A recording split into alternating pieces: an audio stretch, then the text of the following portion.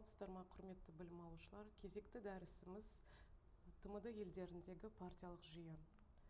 Жоспарға сәйкес Қазақстанның ТМД шеңберіндегі ынтымақтастығы, келесі Әзербайжан және Армения елдерінің партиялық жүйесі, Өзбекстан және Қырғызстан елдерінің партиялық жүйесі.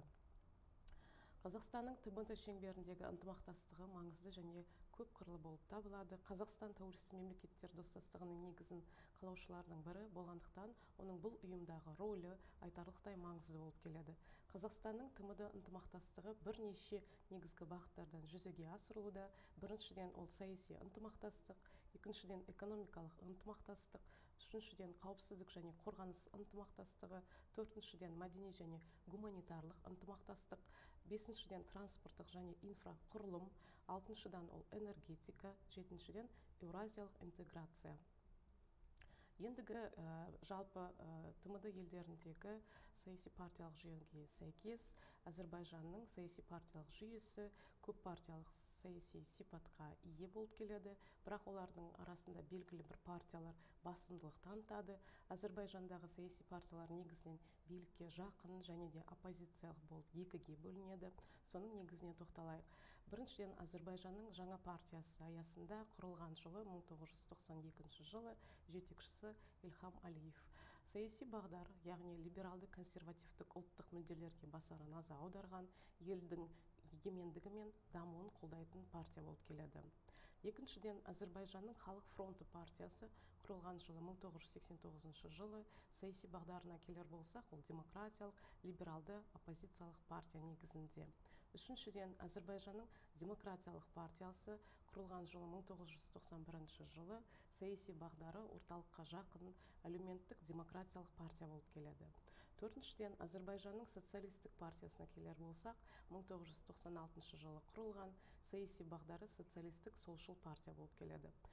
Келесі бесінші, Әзербайжанның коммунистік партиясы құрылған жылы 1993 жылы, саяси бағдары коммунистік солшыл партия болып келеді. Алтыншыдан, мұсылмандық бірлік партиясы құрылған жылы 1991 жылы, саяси бағдары исламдық партия, негізінен діни бағытта болып келеді. Ендігі Армения еліне тоқталатын болсақ, саяси жағдай үнемі өзгеріп отырады, өйткені соңғы жылдары елдің қоғамдық өмірінде реформалар мен саяси асулар орын алған болатын.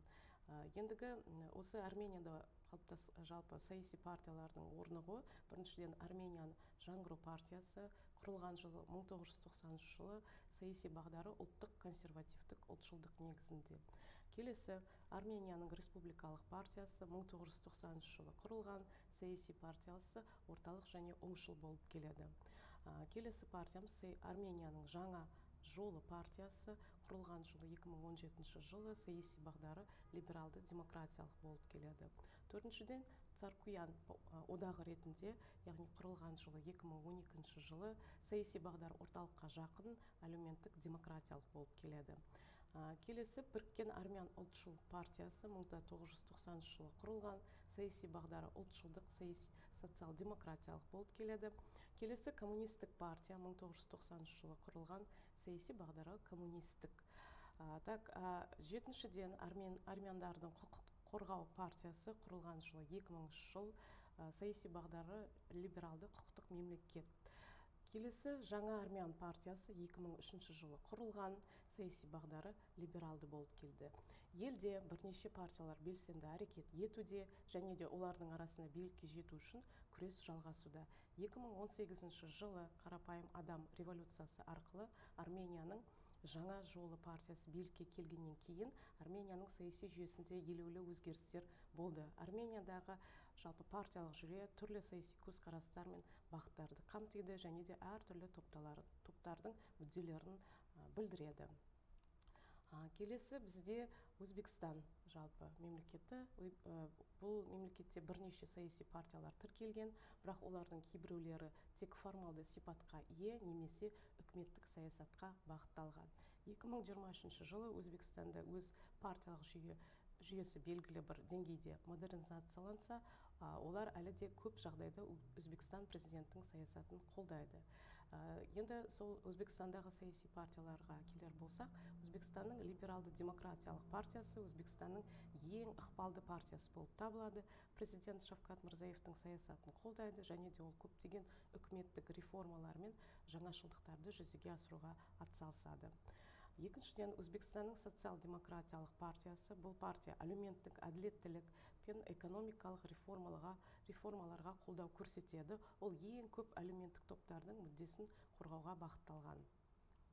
Келесі партиямыз Өзбекстанның демократиялық партиясы. Бұл партия мәдени және этникалық плюрализмге, сондай-ақ ұлттық бірлікке негізделген. Ол әлеуметтік жаңғыртуды, сондай-ақ ұлттық экономика мен ішкі мәселелерді шешуге бағытталған. Келесі Өзбекстанның экологиялық партиясы. Бұл партия экология мәселелеріне, табиғатты қорғауға, тұрақты даму мен экологиялық қауіпсіздікті қамтамасыз етуге басар назар аударады. Өзбекстанда демократиялық даму мен сын. Өзбекстан соңғы жылдар осы саяси жүйесін либерализациялауға және демократияландыруға ұмтылуда. Дегенмен мұндай өзгерістер толыққанды демократияға жеткізу үшін жеткілікті деңгейде болмауы мүмкін. Өйткені партиялардың еркін бәсекелестігі әлі де шектеулі. Келесі мемлекетіміз Қырғызстан. Қырғызстанның саяси партиялық жүйесі көп партиялық жүйеге негізделген, бірақ ол саяси тұрақсыздықпен үнемі өзгеріп отыратын жағдайлармен сипатталады. Қырғызстанның тарихында бірнеше рет саяси дағдарыстар мен революциялар орын алды. Бұл оның партиялық жүйесінің тұрақсыздығына әсер етті. Қазіргі кезде Қырғызстанда көптеген саяси партиялар тіркелген, бірақ саяси орта көбінесе партиялар арасында күреске және белгілі бір саяси топтардың ықпалына тәуелді болып отыр. Осы Қырғызстанда жалпы саяси партиялардың жүйеге келер болсақ, бұл ең біріншіден социал-демократиялық партиясы. Бұл партия Қырғызстандағы ең үлкен және ықпалы бар саяси күштердің бірі болып келеді. Ол әлеуметтік әділеттілік, демократия, адам құқықтары мен экономикалық реформаларды қолдайды.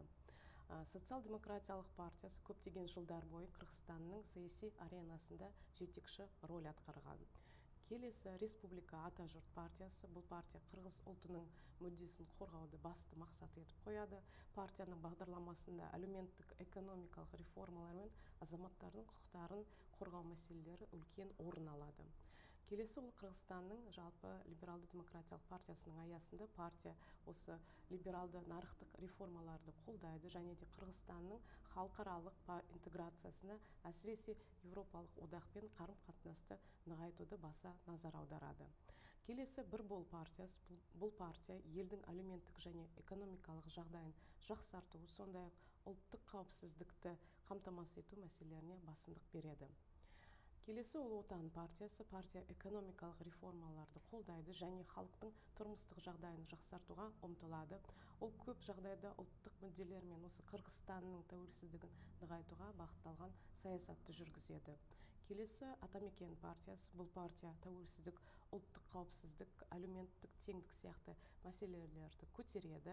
Партия Қырғызстанның саяси тәуелсіздігін сақтау мен ұлттық бірлікті нығайтуға баса назар аударады. Қырғызстанның саяси партиялық жүйесі әртүрлі партиялардың қатысуымен көптеген саяси идеялар мен көзқарастарды қамтиды, бірақ тұрақты және нәтижелі жүйе қалыптасқан жоқ. Саяси тұрақтылық пен тиімділікті әлі күнге дейін елдің демократиялық даму жолында үлкен қатерлерге тап болады. Назарларыңызға рахмет.